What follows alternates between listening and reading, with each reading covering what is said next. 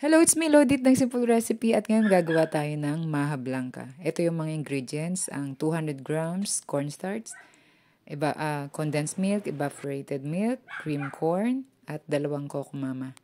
Ilagay sa isang bowl ang 200 grams ng cornstarch, then ilagay yung evaporated milk.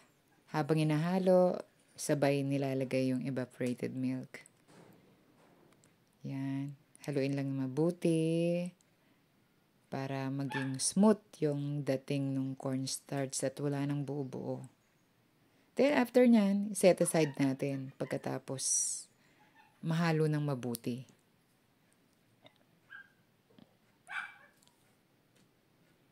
Yan. Sa isang pan, lagay natin yung 2 coco mama na gata.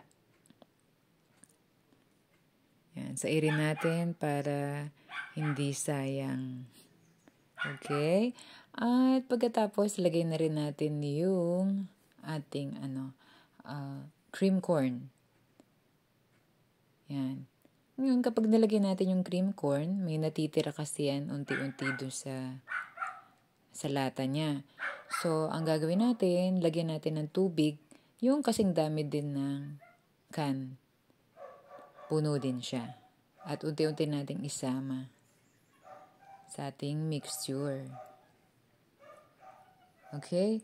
At pagkatapos, lagay tayo ng isang can ng condensed milk. Yan. Gradually din ang paglalagay. Then, ubusin natin isang can.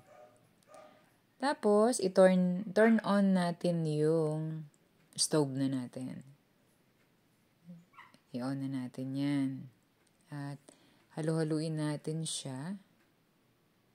Yan. Then, kapag kumulo na, pwede na natin ilagay yung cornstarch na hinalo natin kanina.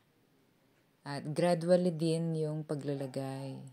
Yan. Kasi, para hindi siya mabigla yung pagtigas ng cornstarch.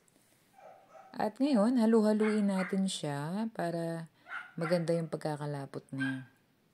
Konting tiyaga lang dyan kasi kapag hindi natin hinalo yan, may tendency na magtutong siya sa ilalim. Masusunog siya. At yan, unti-unti na siyang nagtitiken.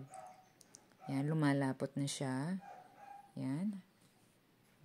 Konti pa, kailangan medyo yung kapag inano mo sa sandok yung maano na siya, malapot na siya. Ayan, pwede na. At ngayon, ilagay natin sa lalagyan at lagyan natin siya ng cheese. Mas maraming cheese, mas masarap. Any brand ng cheese, nasa sa inyo na yon. Ang mahalaga, may cheese. Okay? At yan, pag natapos, siguro nagamit ko dyan na cheese, kalahating cheese. Yan, wow, ang sarap.